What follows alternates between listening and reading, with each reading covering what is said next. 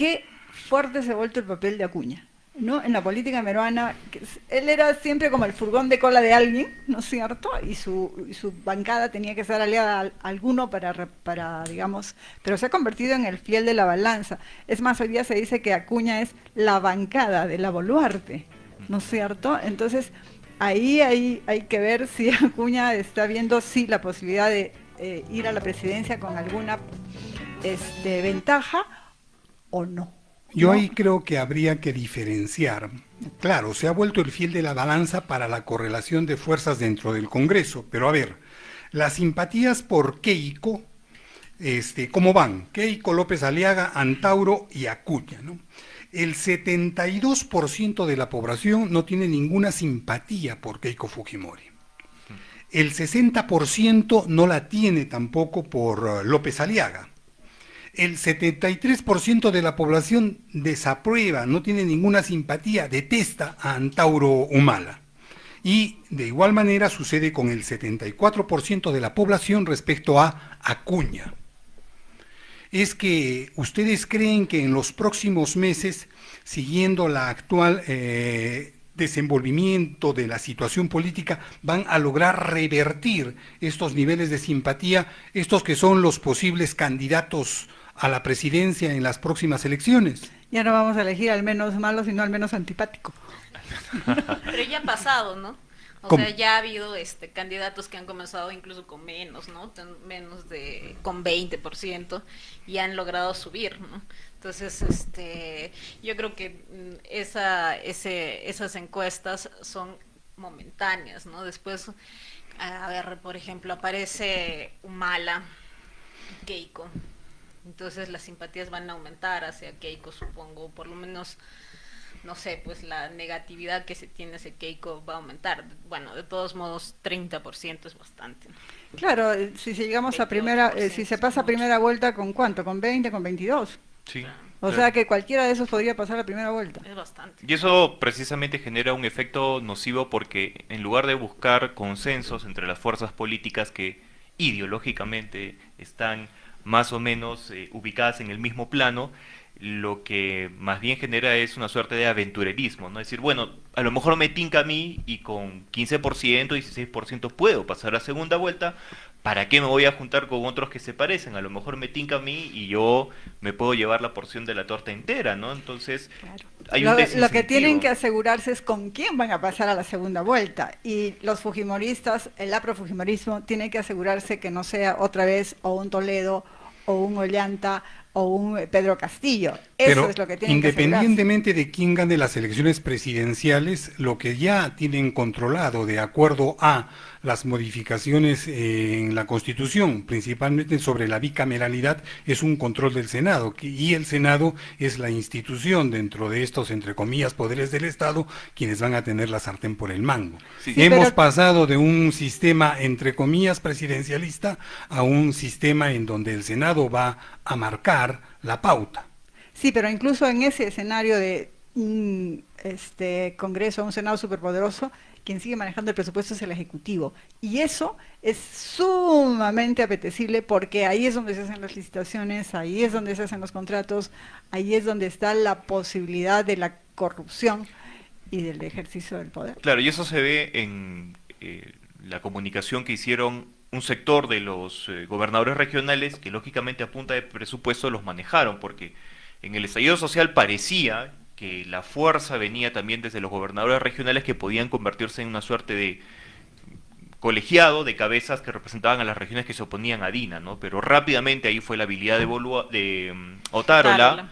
de a punta de presupuesto, de colocar presupuesto, logró frenar esa suerte de ola de indignación que había presionado a los gobernadores regionales para que hicieran una suerte de representación política de sus electores y se opusieran al régimen, ¿no? Pero ahí finalmente Billetera Matagalán fue que logró frenar esa oposición desde la Asamblea Nacional de Gobiernos Regionales.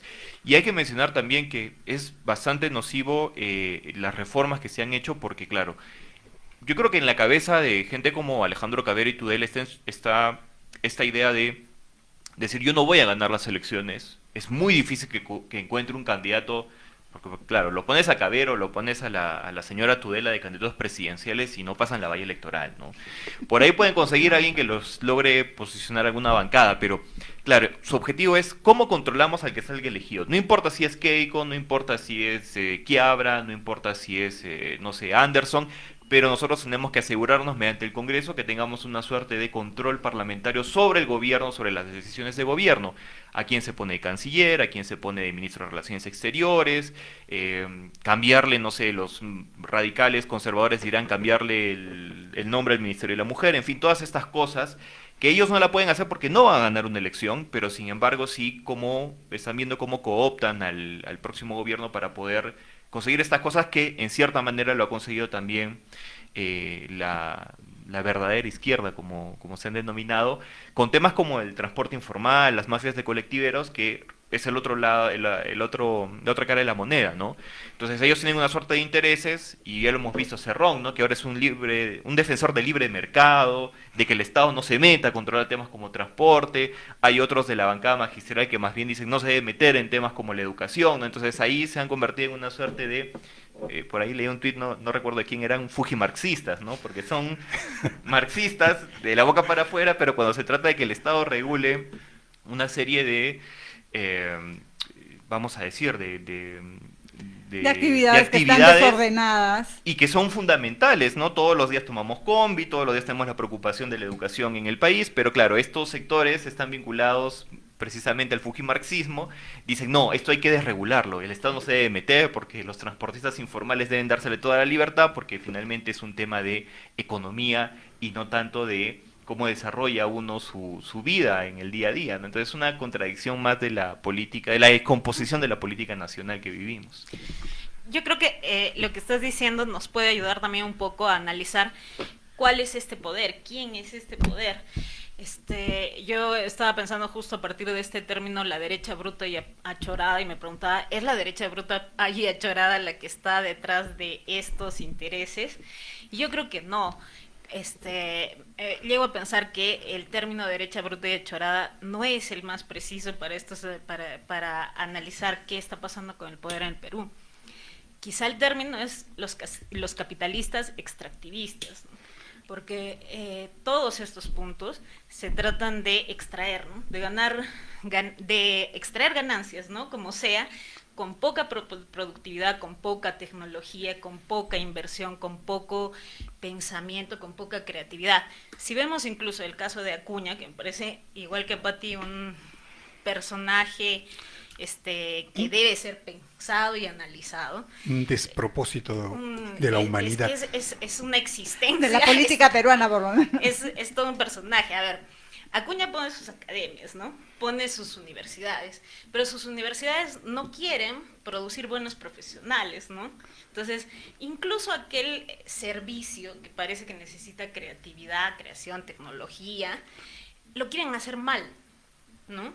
Todos estos capitalistas extractivistas no quieren hacer ni un solo servicio bien, ¿no? O sea, quieren sacarlo de la mina lo que puedan, ¿no? Mediocres. No quieren elaborar, no quieren hacer industria y venderle obligatoriamente, ¿no? ¿Qué es el transporte informal? Es aquello en lo que uno es una combi, ¿no? Te tienes que subir porque tienes que ir a tu trabajo, pero te la tienes que aguantar, ¿no? O sea, no te queda otra. ¿Por qué vas a César Vallejo?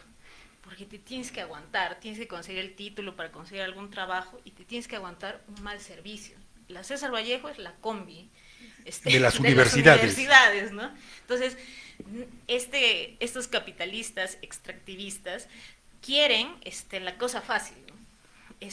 No van a pensar mucho, quieren hacerlo rápido. Ellos son a los que les conviene y ya se han dado cuenta que puede haber el político que entre, lo pueden arreglar.